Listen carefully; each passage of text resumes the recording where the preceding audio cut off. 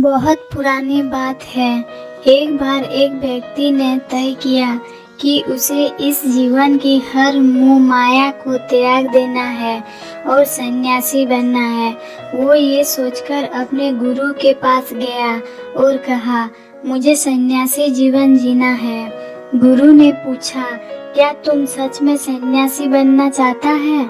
तो व्यक्ति ने कहा, हाँ। तब गुरुजी ने कहा, ठीक है, आज के बाद से तुम मुझसे कभी नहीं मिलेगा।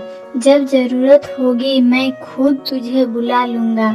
इस आश्रम में 500 से भी ज्यादा सन्यासी हैं, तुझे भी उनकी तरह रहना पड़ेगा। व्यक्ति ने कहा, ठीक है, और वो जाकर एक बंद कमरे में चुपचाप बैठा रहता। उसे चावल कूटने का काम दिया गया था। वह रोज 500 सन्यासियों के लिए चावल कूटता। दिन भर चावल कूटता और जब थक जाता तो वहीं सो जाता और फिर वापस उठकर चावल कूटने लगता। उसे लगता था जब गुरुजी को उसकी जरूरत होगी वो खुद उसे बुला लेंगे, और इसी इंतजार में वे रहा करता था। वो सुबह से शाम तक बस चावल कूटता रहता है, क्योंकि गुरुजी ने उसे यही काम को कहा था। 12 सालों तक यही चलता रहा, लेकिन तब तक वो बेहद शांत हो गया था। उसके मन में ना कोई विचार ना कोई अड़चन।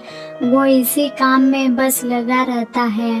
चावल कूटने के 12 सालों में यह उसकी दिनचर्या बन गई थी। 12 साल बाद गुरुजी को लगा अब उनके जाने का वक्त आ गया है।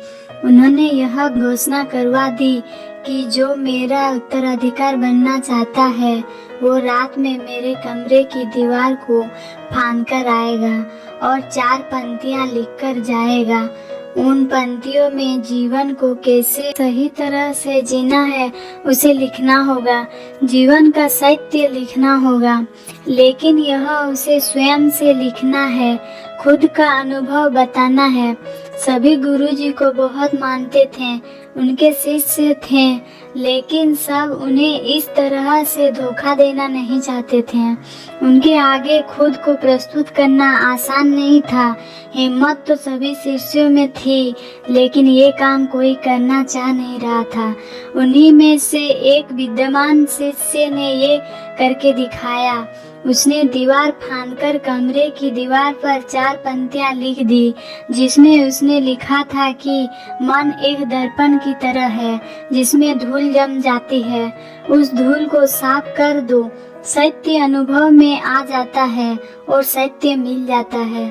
सुबह गुरुजी उठे तो उन्होंने देखा और बोला, ये किस मूर्ख ने मेरी दीवार खराब कर दी, उसे पकड़कर लाओ।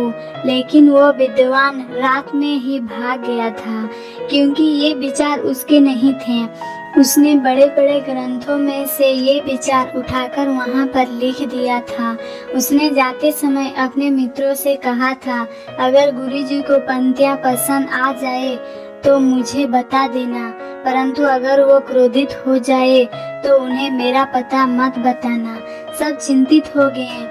ये सभी लोग ये मानते थे कि इतनी सुंदर शब्द है, मन एक दर्पण की तरह ही तो है जिसमें शब्दों का विचारों की धूल जम जाती है, वहीं उसे साफ कर दे तो सत्य का प्रतिबिंब दिखाई देने लगता है।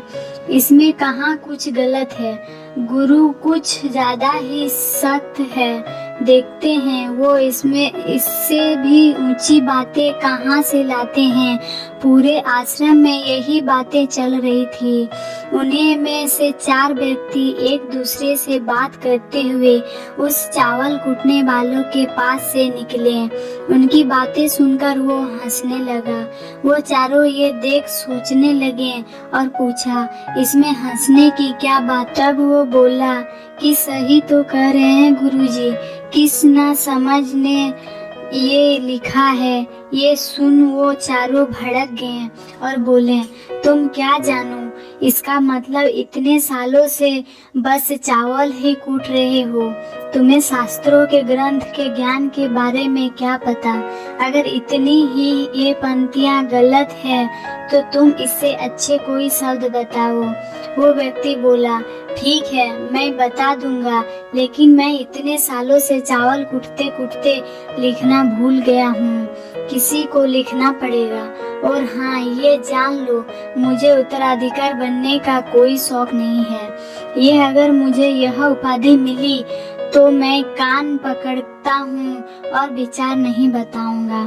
तब उन चारों ने कहा, अरे तू हमें बता, हम लिखते हैं। व्यक्ति ने कहा, लिखो, कैसा दर्पण कैसी धूल, ना कोई दर्पण ना कोई धूल, जो इसे जान लेता है सत्य को प्राप्त हो जाता है। आधी रात को ये सब पढ़कर गुरुजी उस चावल कूटने वाले के पास गए और कहा, अब तू यहाँ से भाग जाओ, वरना ये 500 के 500 तुझे मार डालेंगे। यह मेरा चोगा ले, तू मेरा उत्तराधिकारी बनना चाहे या ना चाहे, इससे कोई फर्क नहीं पड़ता, लेकिन मैंने तुझे ही अपना उत्तराधिकारी मान लिया है। और अगर यह बात इन सबको पता चल गई तो यह बर्दाश्त नहीं कर पाएंगे कि एक चावल कूटने वाला उत्तराधिकारी कैसे बन गया, वो कैसे सत्य को प्राप्त हो गया, आत्मज्ञान को प्राप्त हो गया, और ये शास्त्र जानने वाले सर पीटते रह गए। इसलिए तू यहाँ से दूर भाग जा। तथा एक बार गौतम बुद्ध ने भी अपने शिष्य से कहा था कि जब तुम्हारे अंदर भी विचार आना बंद हो जाएंगे, उस दिन तुम सत्य का अनुभव करोगे, खुद को ब्रह्मांड को समझ पाओगे, और यही बुद्धत्व प्राप्त का पहला कदम है। मन को शांत करने का पहला तरीका जो बुद्ध ग्रंथों में बताया गया है वह है खुद के विचारों पर काम करना। आपके अंदर क्या चल रहा है उसे अच्छी तरह समझना, ना कि अपने विचारों को कहीं भी दबाना। ऐसा करना गलत है। मन भटकेगा, बार बार भटकेगा, लेकिन अब भी आपको ऐसा लगे, आप तुरंत अपने विचारों का निरीक्षण करना शुरू कर दो। आप खुद कुछ समय बाद ये नोटिस करोगे कि आप अपने विचारों को लंबे समय तक ऑब्जर्व करने लगे हो। हर तरह के अच्छे बुरे विचार आपके मन में आ रही है, लेकिन आप उसके साथ किसी भी तरह की छेड़खानी नहीं करते हो। एक समय आने पर आप खुद के विचार पर आराम से कंट्रोल कर लेंगे। आप आने वाले कल या बीते हुए कल की चिंता ना करके अपने वर्तमान में जियोगे। जो अभी इस समय आपके सामने है, आपको उसी पर अपना ध्यान केंद्रित करना है। धन्यवाद।